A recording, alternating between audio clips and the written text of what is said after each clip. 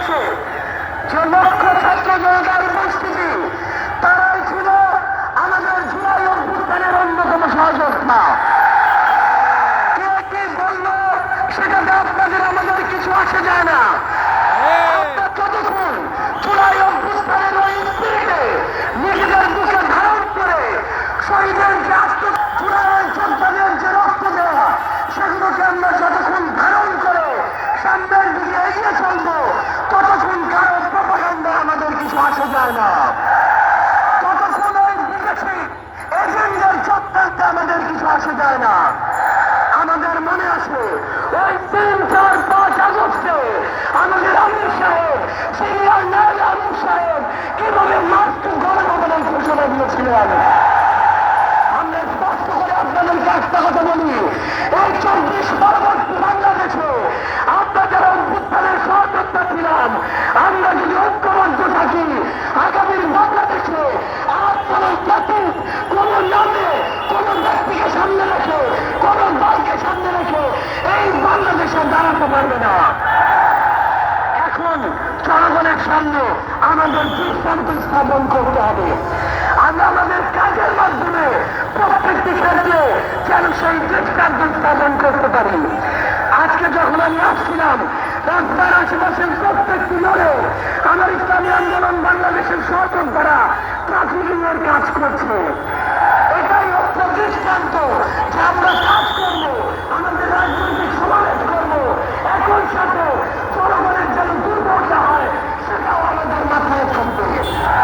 আমরা এর আগেও দেখেছি এই মাঠে প্রোগ্রাম হয়েছে, প্রোগ্রাম শেষ করো মাঠের প্রত্যেকটি ময়লাকে পরিষ্কার করা হয়েছে।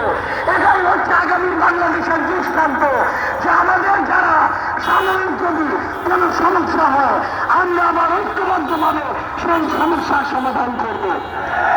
একটা জিনিস মনে রাখতে হবে, এই অভ্যুত্থানে আপনারা যখন ঢাকার গুরুত্বপূর্ণ পয়েন্টগুলো থেকে শুরু করে দেশের বিভিন্ন রণক্ষেত্রে অংশগ্রহণ করেছেন, আপনাদেরকে পাঞ্জাবি পায়জামা টুপি থেকে করা হয়েছে। আমার মাদ্রাসার অসংখ্য ভাই এই টার্গেটকে নিয়ে শিকার হয়েছেন। আগামী বাংলাদেশে কেউ যেন কাউকে ট্যাগিং করে টার্গেটকে নিয়ে স্বীকার না করতে পারে, সে বিষয়ে আমাদের ঐক্যবদ্ধ থাকতে হবে। আমরা সংস্কার বিচারকে সামনে রেখে আমাদের এই লড়াই করছি।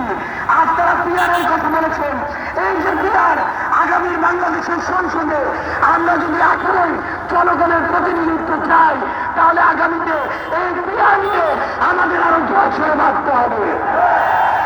আমরা আপনাদেরকে স্পষ্ট করে আমাদের জাতীয় নাগরিক পার্টি এনসিপির পক্ষ থেকে অঙ্গীকার করি, বাংলাদেশের প্রশ্নে, জনগণের প্রশ্নে আপনারা যদি ঐক্যবদ্ধ থাকেন, আপনাদের সাথে কাঁধে কাঁধ মিলিয়ে 24-এর মতো এনসিপি আবারও আগামী বাংলাদেশে লড়াই করবে।